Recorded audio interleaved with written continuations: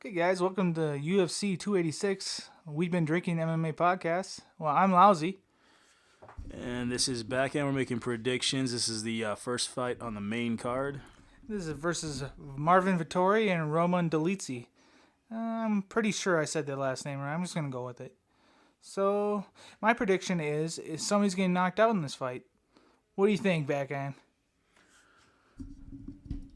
Yeah, I mean, they both hit with power. Dolidze's got more power, definitely. So, for me, I mean, Vittori's a massive favorite, minus 280, $280 to make 100.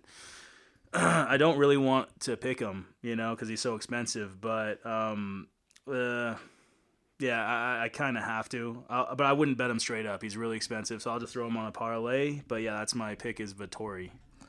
I hope Vittori doesn't win. He's a really boring fighter. He just wrestles and just holds on to people, and he just outpoints people that way. It's boring. So Dolidze's, if I were to pick a person, it'd be Dolidze because he's a more entertaining fighter. Yeah, no, I mean, I agree. Actually, I disagree a little bit because Dolidze is more entertaining as far as he goes for bigger punches, which is awesome. Vittori is kind of boring, just smothering styles, come at you and mixes up punching with takedowns. A little bit boring because he's predictable. The only problem is that I see in this fight is that Dolidze, so the stats is that Dolidze's got a 2-inch reach advantage and a 2-inch height advantage, so that's great for him, but he only throws 2.6 significant strikes per minute. And that's going to be the problem because Vittori throws... yeah. Vittori throws 4.2 significant strikes per minute. So the thing is that let's just say Dolidze has more power, which he does. Let's just say Dolidze has like the greatest stand-up striking, of his career. It almost doesn't matter that much because he's only throwing 2 significant strikes per minute. So it's going to be hard for him. My point is to knock out Vittori straight up. Even though power is there with Roman, 2 a minute. I get more punches thrown at me at the casino. There you go. 2 a minute. What's that? It's nothing. It's supposed to be a UFC fight. Yeah, so you like it inside the distance. So that's an interesting bet. Why do you like it inside the distance? From just past experience of Roman, last 3 fights of last year, you fought 3 times last year, and they all were knockouts.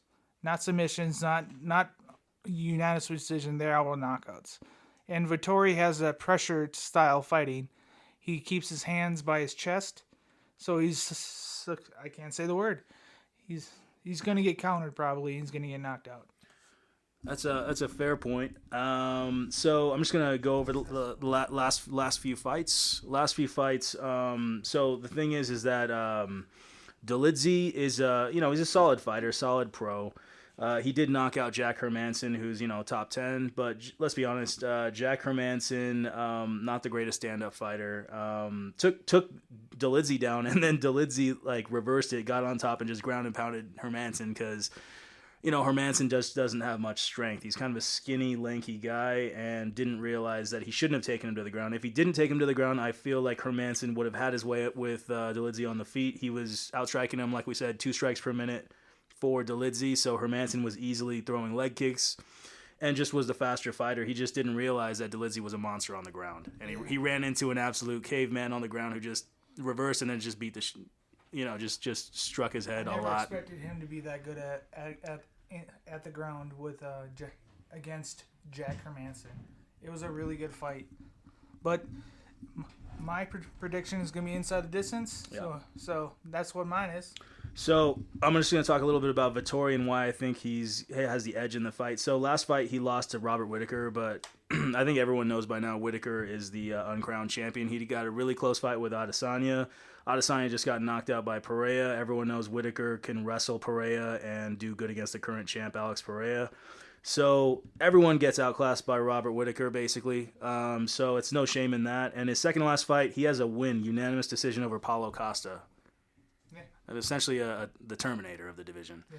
Right? And so Paulo Costa has always been in the top 5, had phenomenal fights with Luke Rockhold and Yoel Romero. Everyone knows Romero had a 50-50 fight with, again, Robert Whittaker. So my point is that if Costa beat Romero and Romero almost knocked out Robert Whittaker, who I'm saying is the uncrowned champ, everyone knows that, and then Vittori basically kind of outclassed Costa, what does that say about Costa striking? It shows that he's at an elite level, and you have to be at an elite level of counterpunching and have a lot more significant strikes per minute if you want to put him into a bad situation. So I feel Vittori is going to push forward. I feel Dolidze is a guy who will come on a little bit later in the fight. In the first round, he's a little bit slower to start. Starts throwing more strikes later in the fight. Vittori's going to get the early rounds, and all of a sudden in the third round, Dolidze could knock him out, but I think at that point, Vittori's just going to, I feel like Vittori is throwing punches, going for takedowns here, throwing punches though, and not putting his head in harm's way, which is important in a fight against a power puncher. So I feel like, his fight with Costa shows that he's good enough to stay in the top 5, and Dolidze just doesn't throw enough strikes. However, Dolidze has that ground game. If Vittori takes him down, it could be a very rough night for Vittori because he could get reversed. So Vittori should learn quickly. Don't take him down. Just keep the distance like Hermansson should have, and he should have a good night. So that's my prediction. That's so good. So, in short, I'm going with Vittori, but I don't like to bet him because he's minus 280, very expensive. So I want to throw him on a parlay for me. And I'm going inside the distance. Somebody's getting knocked out. All right, welcome to the We've Been Drinking podcast. We're breaking down and predicting UFC 286, Edwards Usman. This is the main card. This is the second fight on the card. We got Jennifer Maia versus Casey O'Neill. And my prediction is going to be Casey O'Neill for the win. If Casey O'Neill doesn't win this fight, I'm going to quit this podcast. I'm done. Because this is a ridiculous matchup for Casey O'Neill. It should be the easiest fight she's ever done. Easiest. The way she fights, the volume striking that she does. What is that? 8? We got 8 significant 8 strikes. significant strikes a minute. And she has 3 a minute. For Maia. For Maia. This is a fist fight, and she's throwing 3 a minute. Even just totally goofing agree. around, just like feigning, jabbing, Yeah. you think you would throw like 8 punches a minute. Okay, so I'm starting to see, because I'll be honest, like when I look at the fights, I don't really look at the stats just because I don't want to really think about that too much. But I'm looking at the stats right now. Casey O'Neill has a 5-inch reach advantage. 5-inch reach advantage, 2-inch height advantage, like Lousy said, 8.65, so almost 9 significant strikes per minute for Casey O'Neill and only 3.98, so 4 significant strikes for Jennifer Maia. And on top of that, Jennifer Maia has 0.3 takedowns per fight, so she does not wrestle at all. She has no takedowns, and Casey O'Neill has 2.6 takedowns per fight, so... even though this is stats wise, I don't understand how Casey O'Neill is only minus 170. Stats wise, it looks like she should be like maybe minus 400 or something. Yeah. Stats wise, It shouldn't even be close. it's not even close, It, right? it should be like, what was that fight with Ryan Spahn and that last fight, Krylov? Yeah. Like, somebody's getting inside the distance was like minus 900. Mm-hmm. Casey O'Neill should be closer to that right now. Yeah.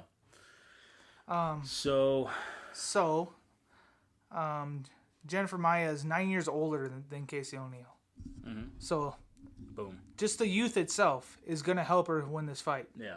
And the fact that she's a better fighter is probably going to help her out as well. So, Casey O'Neill for the win. Yeah.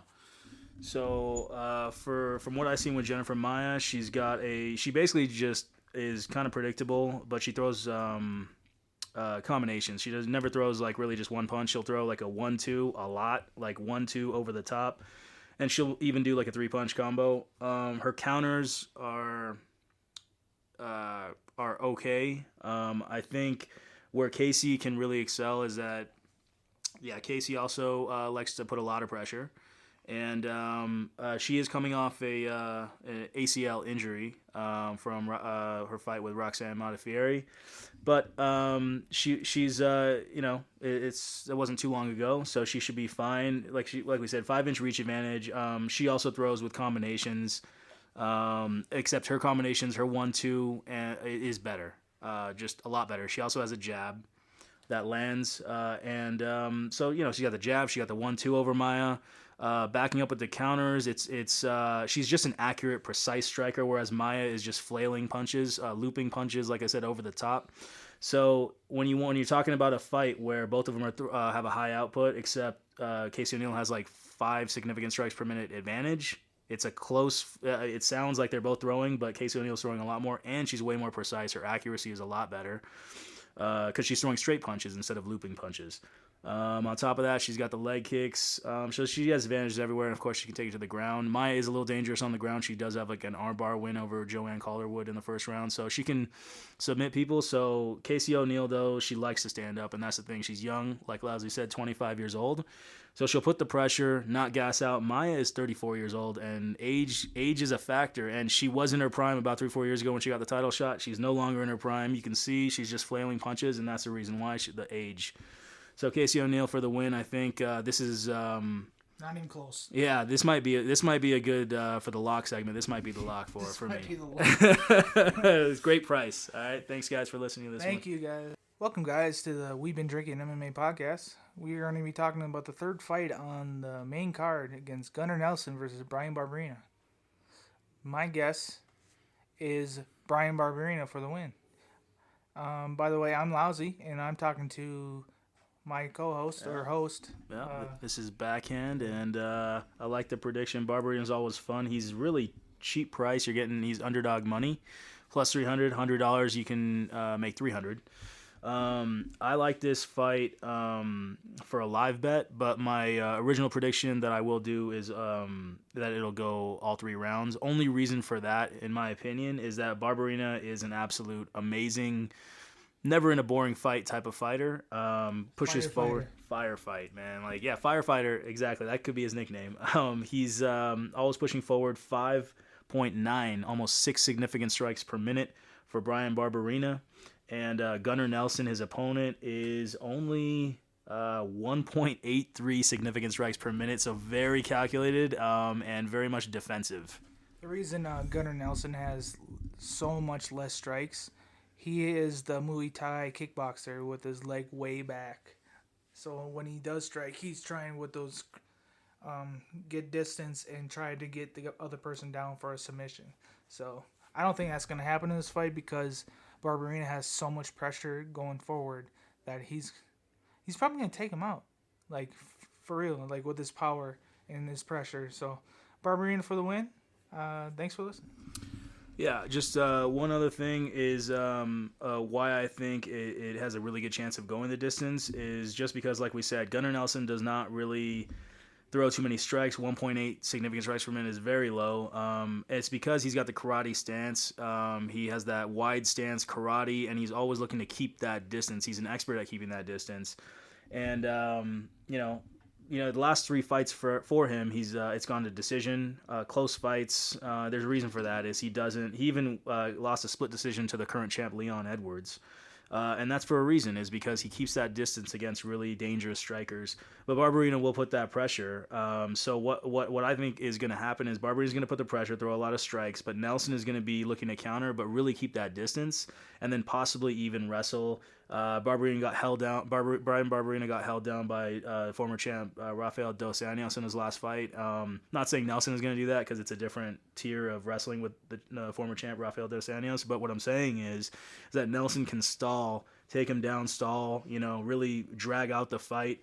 And Barberena does well against people like, he knocked out Robbie Lawler, or I don't know if he knocked him out, but hold on, did he? Yes, he KO'd him.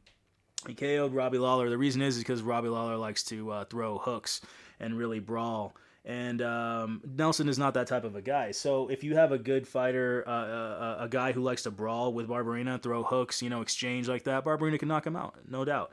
But the reason I'm thinking it's not going to happen is because Nelson really likes to keep that distance. Nelson can't really knock out Barberena because Barberena is, I would say, an overall better striker. So it's going to be counter fighter. It's a very defensive fight. Get some takedowns, stall on the ground. Could be a boring fight because Barberena is not going to have the dance partner that he deserves, which is a guy who likes to exchange punches. So that's why I'm saying that. A live bet would be great if Nelson barely wins the first round, Barberena will get even more. You can make more money off of him. Also, Barberena, if he wins the first round, you can start kind of seeing that style matchup. So it's a great chance for a live bet. So thanks for listening, guys. Those predictions. Thanks again, guys. Thank you for continuing to join us for listening to the We've Been Drinking podcast, breaking down the UFC 286 Usman Edwards card. And this is the co-main event. This is the fight right here. I mean, this is the reason I'm ordering the pay-per-view. How about you, buddy? Fight of the night, right here. By the way, I'm lousy. Yep, and this is backhand. This is the co-main event. Justin Gaethje, the highlight. Justin, the highlight Gaethje. You got to give him his honors. He is the highlight, the human highlight. Justin Gaethje versus Rafael Fiziev, or Fiziev, some people say. Yeah, I'm gonna say Fiziev, or I call him Fizzy, but I know him like that. Boom, so, he's a Muay Thai fighter. He's a patient, very, very patient, but dangerous power. So watch out. And Gaethje loves those firefights, and he just does not care. So it's gonna be great. It's gonna be. It might be one round and done. So don't blink. Don't make your popcorn while this is going on. It's gonna be fast. So it's gonna be fun to watch. Let's go in the distance. Let's go. My prediction is gonna be Rafael Fiziev as well.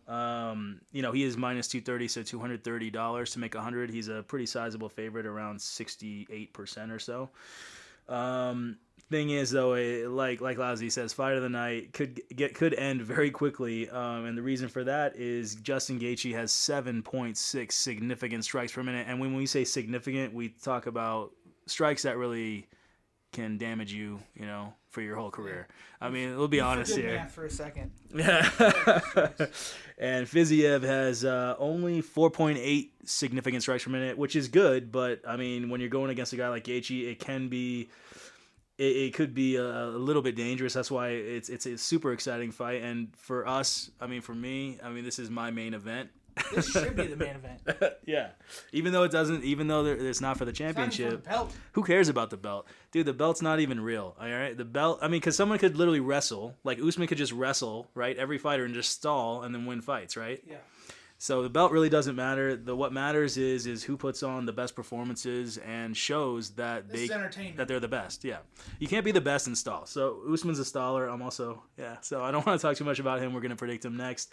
I'll just say it right now. I don't think he's gonna win. But all right. So back to Fiziev Gaethje.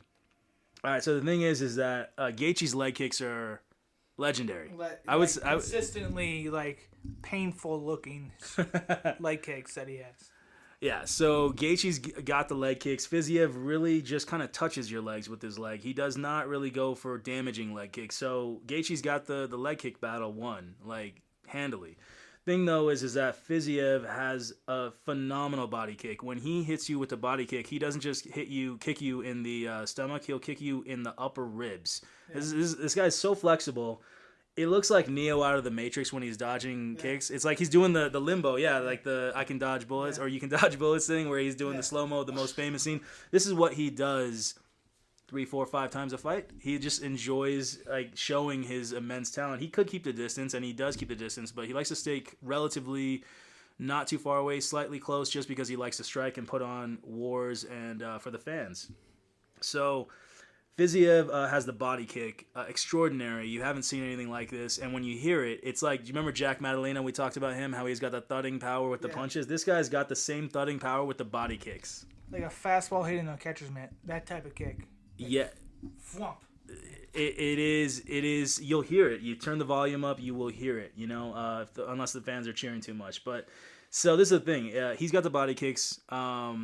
Justin Gaethje doesn't throw body kicks really much. He just throws leg kicks. So it's going to be an interesting thing. Who's going to do more damage?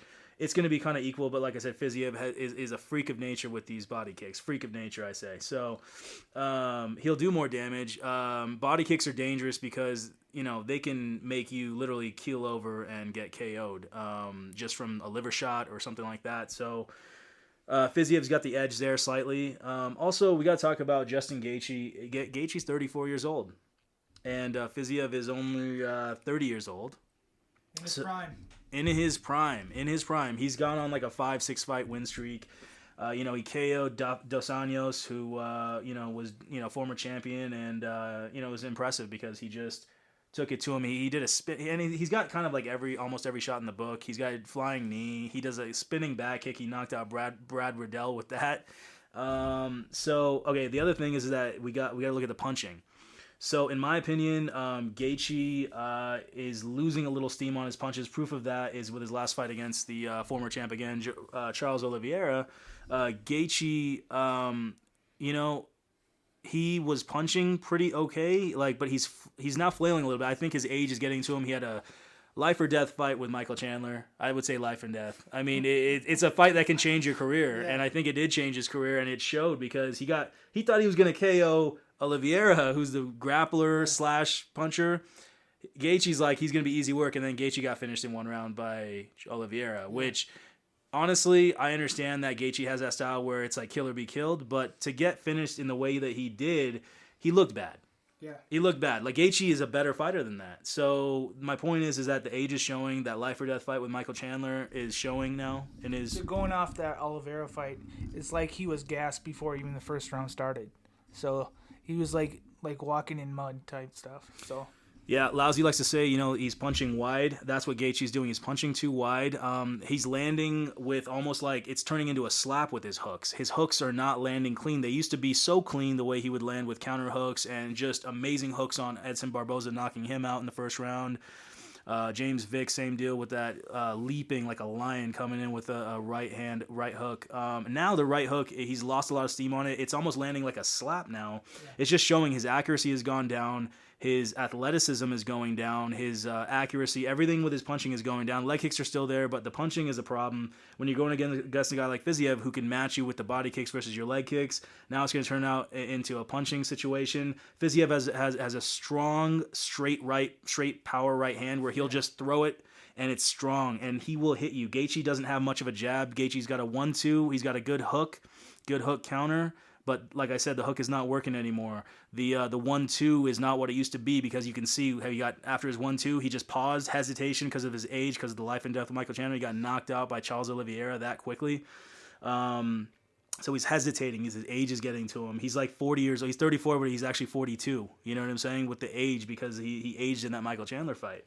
Fiziev, like Lousy said, is in his prime. He's got the straight right, so he's going to beat him to the punch with the one punch. The 1-2 is better from Fiziev now because he's in his prime. Fiziev also has a 3-punch combo, which he can do, like mix it up with like a clean hook and then a straight punch and another punch, and he did that against Dos Anjos. So when he wants to turn it on, he can go ahead and finish somebody. We can't say the same thing about Gaethje anymore. He can't do it because he tried to do it and then he got finished, right? So what's going to happen when he tries to turn it on when Fiziev's putting the pressure? Gaethje does have the more significant strikes per minute. I understand that, but a lot of those are leg kicks. A lot of those counters are not working anymore, so it's not the same thing. Those stats are not indicative of what's going to actually happen now in the future. Because how tough Gaethje is, I don't think the way you said like how he's gonna slow down because how tough he is with his leg kicks and his throwing, but like. I agree. Like, this is going to be a firefight. It's going to be fight of the night, and somebody's going to be taken out, so in the distance is going to be my bet. Right, and the one other thing is that Gaethje used to have phenomenal counters. Showed that against Tony Ferguson. Ended Tony Ferguson's career, basically. Let's be honest. Tony Ferguson had to cut weight twice in 2 weeks, and then Gaethje just damaged him to the point where he lost 4 in a row. So Gaethje is dangerous. The thing, though, is his counters, like I said, those hooks are not what they used to be. His hooks are still relatively dangerous, obviously, but Fiziev's counters are phenomenal right now because he's in his prime. He's throwing it like there is no lag in between. It's just like a flash with his hooks, with his straights, straight punches, counters. His counters are unbelievable right now at this moment. So we're talking about somebody in their prime, Fiziev, versus a guy who's really, truly out of his prime. And I believe that Gaethje's just not going to be the same after that Chandler fight. He's never going to be the same. And I think if Lousy's right and it ends up being a KO, this could be the decline of Gaethje because Gaethje goes out on his shield. Gaethje's a guy who he looks to kill or be killed, and this is a fight where he can be truly killed. His career could be over after this one. It could be a bad decline. I agree with the decline if he loses in a bad way. But, like, if he's in a firefight where he's kind of controlling a little bit, losing a little bit, controlling a little bit, Gaethje's going to win this fight. But, like, inside the distance, I would, like, probably first round. Like, after the first round, I would live bet it if you were going to go that route. But, like, inside the distance. Yeah. I mean, Fiziev is a little bit more calculated. You can see by the 4 significant strikes per minute. He's a little bit more calculated, so the KO might not happen for Fiziev. That's the only reason I'm going with Fiziev straight up.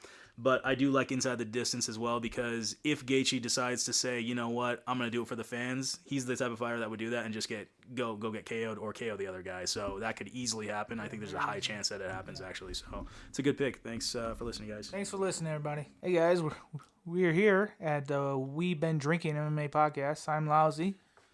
And this is Backhand. And we are going to be talking about the main event of the card of the UFC 286 between Leon Edwards and Kamaru Usman. My pick is going to be, it's going to go the distance, but my pick is going to be Leon Edwards. Because I don't think anybody's going to get knocked out in this one for sure. Because Usman's too smart of a fighter now. So, but like, I'm going off of what Backhand said. Usman's going to be, before we started this podcast, we were talking about the age. And Usman's going to be 36 in 1 month. Is that correct? 1 month? Yeah, maybe 2 months. Close to 2 months. Yeah. And Edwards is 31. So in his prime, Usman's starting to come down a little bit. But like, Usman's too good of a fighter to get knocked out, get surprised at all. So I think it's going to go the distance. For me, I'm going with Leon Edwards as well. I think, in their last fight, even though Usman, Edwards won round 1. That was his round. He took Usman down, which nobody was expecting. A lot of people see him just as a striker. His takedown average is only 1.3, so people weren't expecting it. But, he was clinch. He was strong in the clinch against the cage, and then he ended up surprising Usman and took him down and won round 1. And then Usman won rounds 2, 3, and 4. A lot of that had to do with, Usman would come forward and able to get some feints, some punches, some fake punches, and then scare Leon a little bit. Leon would back up against the cage, and then Usman would complete the takedowns. Kind of boring round 2, 3, and 4. And then Edwards came up with the Hail Mary kick, heard around the world, and KO'd him in the 5th round. So that was his round. So, Usman, rounds-wise, won 3-2. So it was a close fight, regardless of what people say that Usman dominated. That's not true, because 3-2 is not domination. So the other thing is that once you've KO'd your guy, and it was a close fight anyways, like, what does that mean? That means that in the rematch, the other guy, Usman, and now he's older, he's about to be 36, is going to be hesitating, right? When you get KO'd by a head kick like that, time where, they say it's the hits, the punches, the kicks, the hits that you don't see coming that really hurt you. And in that fight, in the last 2 minutes of the 5th round, Edwards did a little hezzy with the left leg, little hesitation. Saw that Usman did not bite on it. Usman didn't see it because Usman thought he had the fight won. Yeah. He knew that he just had to kind of dance circles around Edwards, and he would have had retain the belt. Thing is that that's the reason why Edwards got away with it, is that Edwards threw the hezzy, the little left, little hesitation. The Usman, crossover step back splash. He kind of he feinted the left leg, just kind of put it out there a little bit, about an inch or two. Usman didn't see it, and then we all know what happened. Edwards threw the left, straight left at the same time as the head kick. Usman dipped into it with the typical boxing, dipping left and right, and dipped right into it, and then Edwards KO'd him and didn't follow up. It shows how much of a good human being Edwards is, because Edwards could have really, followed up with some punches and really made him go unconscious. Into a piece of lumber after that kick. Yeah. Because when you really get knocked out, your muscles stiffen up. Yes. And you're just turned into a very, very stiff piece of lumber. Yeah. And you can't move. Your eyes are kind of like half open. Yes. So, yeah. So, Lousy, other than the psychological thing, trauma of getting KO'd like that, and why do you think that Leon Edwards has the edge in this fight? I like the distance bet because it makes sense, because chances of a head kick, I think Edwards is going to prepare. Usman's going to prepare for that now. I love that bet that you're saying, going the distance, because it makes a lot of sense, and either guy can have a close fight and then kind of barely edge in the end. So I like that. Why do you like that, though, buddy? Because once you get caught like that, you are more susceptible. I still said that word wrong. To get kicked or get hit like that again. Right. So you are more hesitant with your strikes, and Leon's probably going to be more aggressive in this fight. Okay. So Usman is minus 260. He is the favorite. $260 to make 100. But I like what Lousy said, because what he's saying, though, is that Usman is basically going to come into this fight knowing that Edwards, he's not going to underestimate Edwards this time. So, meaning he's going to be more defensive. He's probably going to keep the distance if he's smart, which he is. He defended. So, just want to say something. Usman was on a 19-fight win streak, a 10-year win streak, a 19-fight win streak until he got KO'd by Edwards. So I should take back what I said. He deserved everything that he got. I did say that Usman was a boring fighter, but Don't take it back. okay, Stand up. he's boring. But Leon Edwards was on a 10-fight win streak, and then including the KO of Usman. So they were both on these large, long win streaks. And the thing though is that in the rematch, the reason why I'm picking Edwards, I do like the distance bet as well. Maybe both bets. It's a good hedge, as well as you could make more money. You could win both. You could win just the distance bet. If Usman wins, Usman ain't gonna finish Edwards. So it's a great hedge / if you win both bets, if Edwards wins by decision, boom, you get paid twice. I think it's a great double bet. It's not like Edwards is a huge offensive type fighter. Right. He's a big defensive type fighter. And right. If Usman's fighting defensive too, it might be a really, really boring fight. Exactly. So going the distance is going to be my bet. I like it. I like the reasoning. Just going over the stats, Leon Edwards only has 2.6 significant strikes per minute. And Kamaru Usman actually has 4.5 significant strikes per minute, and of course Edwards only has 1.3 takedowns per fight, and Usman has 3 takedowns per fight. So that's why he gets the why he's the favorite, and Usman has a 2-inch reach advantage, so that's why his jab was working in the last fight. The thing is that Usman uses the jab more, so that's why he goes forward, gets more strikes in, and why he's the favorite. Edwards also has a jab. Edwards has a better 1-2. Edwards has much cleaner counters. Usman puts his head in harm's way, and that's why he strikes more.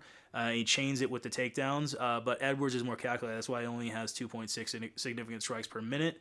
But when he lands clean and precise, and that's why he's a champion right now, is his precision, his accuracy. So I believe Edwards will time him with the counters. Last time, it took him about 2-3 rounds to get really started and really start throwing. Usman was coming in, throwing his punches, and his head was there to be hit. Edwards did not take advantage because maybe it was the championship nerves. The fight, that magnitude might have gotten to him a little bit. Maybe he just, feeling that pressure. He's never felt quite that pressure. Now he's felt it. Now he knows what to do with it. I think he's going to land those punches when he needs to. And he'll hurt Kamaru Usman in the first 2 rounds. He showed that he can wrestle with him in the first round. He took Usman down, so he'll be okay with that. And now instead of Usman being able to just get him against the cage and take him down right away in the second and third, Edwards will land when Usman's being careless. And more proof of Usman being careless is that he did get rocked by Gilbert Burns in their fight in the first round, almost got finished. He's been hurt by Colby Covington in both fights. So the point is, Colby Covington is not a great striker. Gilbert Burns is a good striker, but Edwards is a much better striker, and that's why I think that Edwards, with the calculated timing with his counters, will get Usman this time on the way in. But I love the double bet, buddy. I love that idea of getting that second bet, betting Edwards outright, and then also that second bet to go the distance all 5 rounds. So this is the reason for my predictions. Thanks for listening, guys. Appreciate you. Thank you. Hello, we are here at the We've Been Drinking MMA podcast. We are talking about the UFC locks and predictions and parlays of the fight, and I'm gonna start with mine. I'm lousy, and my lock of the fight is going to be inside the distance between Vittori and Dolidze, and my parlay is going to be Jack Shore inside the distance between Vittori and Dolidze and Casey O'Neill. What do you think about that?